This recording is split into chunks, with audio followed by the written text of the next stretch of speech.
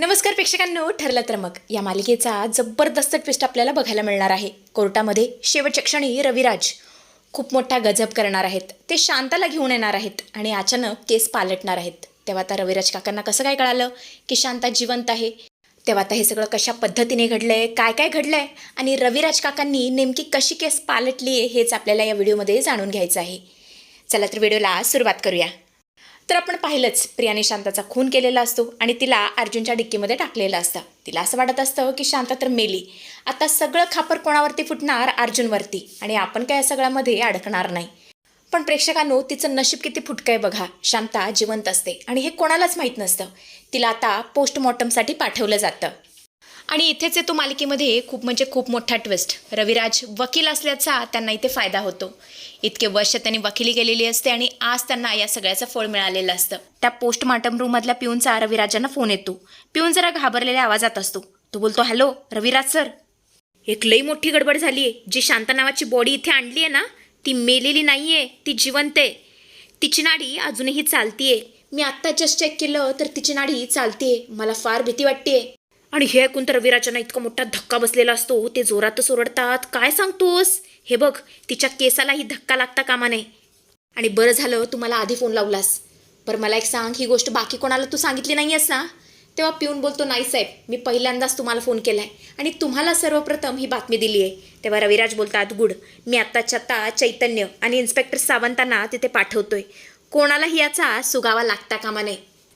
आणि खास कर त्या नवीन आलेल्या इन्स्पेक्टरला, कारण तो आल्यापासून आपल्या अर्जुनवरती डूक धरूनच आहे.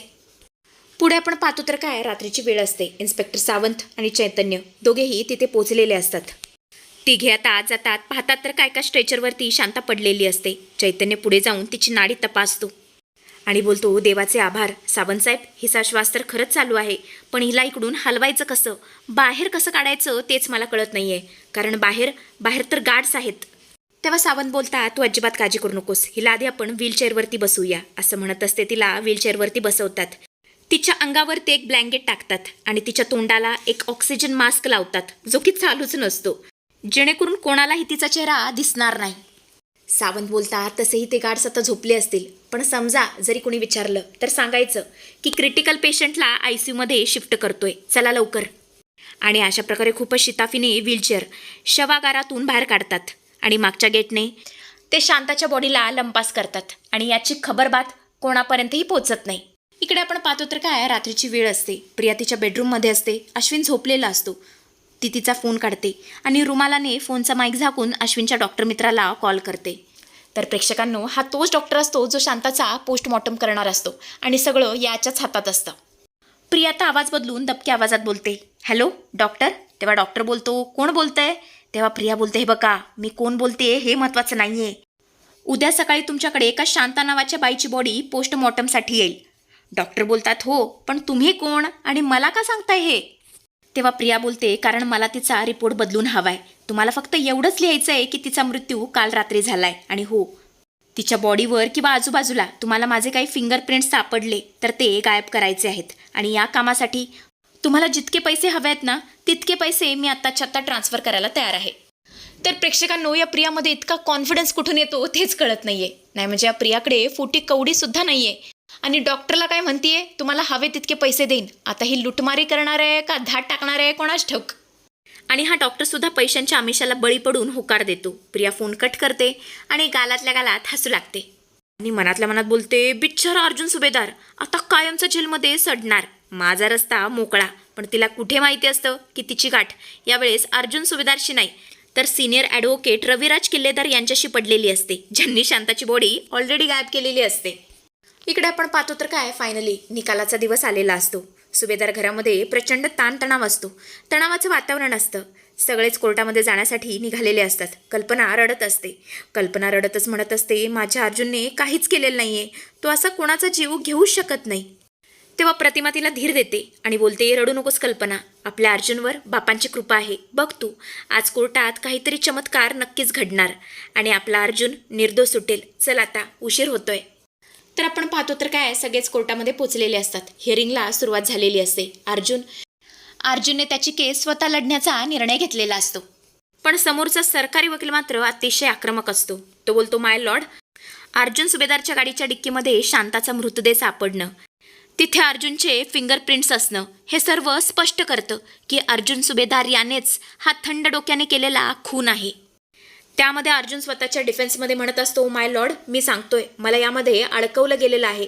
कोणीतरी ती बॉडी माझ्या गाडीत ठेवली, पण माझ्याकडे सध्या कोणताच पुरावा नाही आहे, कारण अर्जुनकडे पुरावाच नसतो. जज आता हातोडा आपटतात आणि ओरडू लागतात, ऑर्डर ऑर्डर. दोन्ही बाजूंचा युक्तिवाद आणि उपलब्ध पुरावे पाहता हे न्यायालय या निष्कर्षावरती पोहोचलं आहे की अर्जुन सुभेदार यांनी शांताचा खून केला आहे आणि त्यामुळे कलम 302 या अंतर्गत अर्जुन सुभेदारला जज आता जन्मठेपेची शिक्षा सुनावणार. तेवढ्यातच कोर्टाचे मुख्य दरवाजे जोरात उघडले जातात आणि त्याच वेळेला तिथे रविराज किल्लेदार यांची एंट्री झालेली असते.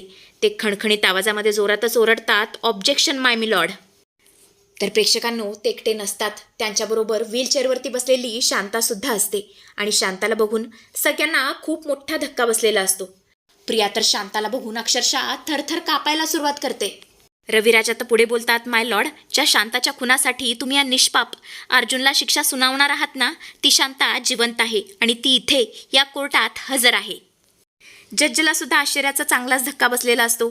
ते बोलतात, मिस्टर किल्लेदार, अहो हे सगळं काय चाललंय? ही शांता जिवंत कशी काय? तेव्हा रविराज बोलतात, माय लॉर्ड, माझ्या आशिलाला या खोट्या केसमध्ये जाणीवपूर्वक अडकवण्यात आलं होतं, पण सत्य लपून राहत नाही. शांता, पुढे ये आणि कोर्टाला सांग त्या रात्री नक्की काय घडलं होतं. कोणी तुझ्यावरती जीव घेणा हल्ला केला होता सांग. तुला आता घाबरण्याची काही गरज नाहीये, तू कोर्टामध्ये आहेस. जे काय असेल ना ते भडाभडा बोलून मोकळी हो. शांता आता प्रियाकडे बोट दाखवत रागाने बोलते, माय लॉर्ड, या बाईने, या प्रियाने माझ्यावरती जीवघेणा हल्ला केला होता, मला संपवण्याचा प्रयत्न केला होता. ती रात्री माझ्या खोलीत आली जिथे अर्जुन साहेबांनी मला ठेवलं होतं सुरक्षित. तिने मला धमकवण्याचा प्रयत्न केला आणि नंतर चाकूने माझ्यावरती खूप वार केले, सपासप वार केले. प्रिया मधूनच बोलते, खोटं खोटं बोलतीये, या सगळ्याशी माझा काही एक संबंध नाहीये. तेव्हा शांता बोलते, गप्प बस खोटारडे, माय लॉर्ड, मी बेशुद्ध पडले. तेव्हा बाईला काय वाटलं मी मेले म्हणून स्वतःचा गुन्हा लपवण्यासाठी आणि अर्जुन साहेबांना या सगळ्यामध्ये अडकवण्यासाठी हिनेच माझी बॉडी उचलून अर्जुन साहेबांच्या डिक्कीत टाकली होती. ते तर माझं नशीब बलवत्तर, म्हणून मी वाचले. प्रिया आता पुरतीच अडकलेली असते, तिच्याकडे कोणतेही उत्तर नसते. सुभेदार कुटुंबातील प्रत्येकजण त्याकडे रागाने आणि तिरस्काराने बघत असतात. अश्विन या दोघांचे डोळे संतापाने लाल झालेले असतात.